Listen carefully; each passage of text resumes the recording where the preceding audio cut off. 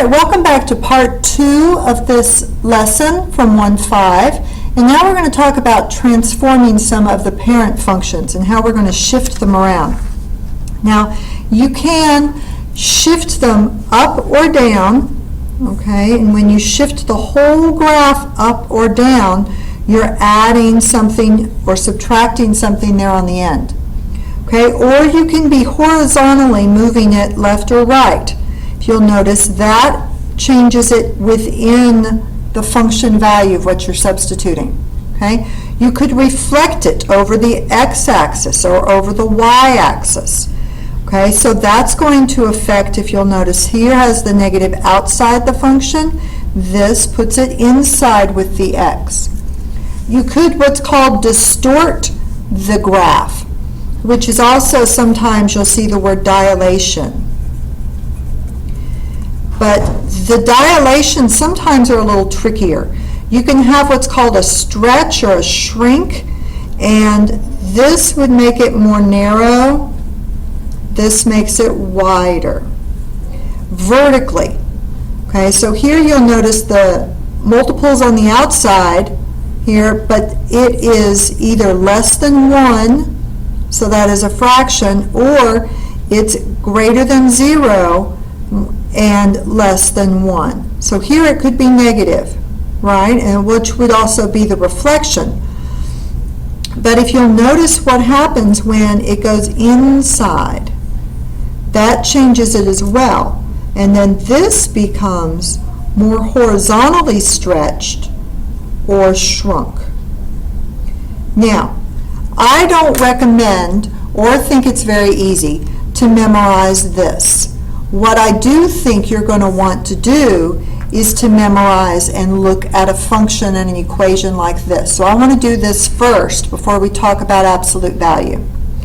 So I would like you to write down this equation. Now I just happened to chose a cubic, okay, to the 3rd power, but we're going to talk about each of these components and how you can look at an equation and you can determine how it's been transformed. So the first thing we're going to do is what I think is some of the easiest ones, and that is if you have the function, here's your x, right? Let me make that x kind of jump off of the page there. That x is going to be inside the parentheses. It's going to be cubed in this particular one. But if you have something added to the end of it, okay, if it's added to the end, it's going to have a vertical change, and it's either going to go up or it's going to go down. Okay, if it goes up, that's obviously positive. It goes down, it's negative. Okay, within the parentheses, with the x, you're going to have an h, and then a lot of the time that's going to be 0, so you just have x cubed.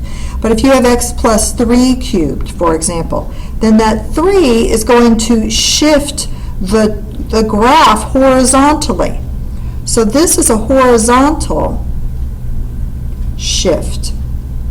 And it's either going to go left or it's going to go right. All right, now this time if it goes left, you would think if it goes left on the number line that would be negative, but it's positive, because you're going to take that value, and if you had set it equal to 0, if that was a positive, you would move it to the other side and be negative. So it moves it to the left. If it goes to the right, then that would be a minus right there. All right, those are the 2 easier ones. Now let's talk about if it's reflected. That's a pretty easy one to do. If it's reflected, that is going to be right in front of the x. Okay, not within the cube part, but out in front. If that is positive or negative, that's going to be reflected top to bottom, like we flip it. All right, some of the parabolas, you're probably used to seeing that. Okay, so that flips it over the x-axis. That reflects it.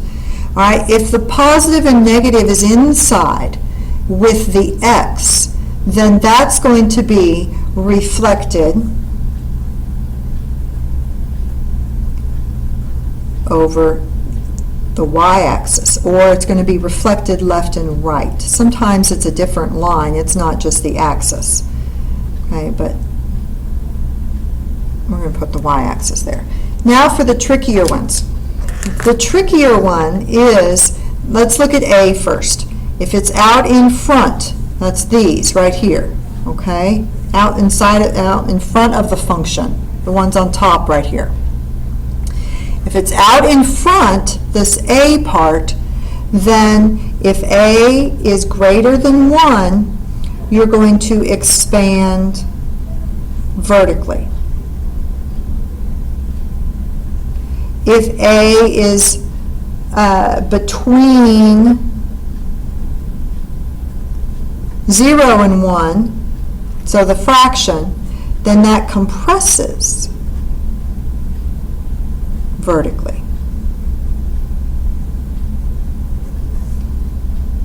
Okay? If the coefficient is with the x within the cube, then we're going to have the horizontal distortion up here. So if C is, let's do if C is between 0 and 1, then we expand horizontally.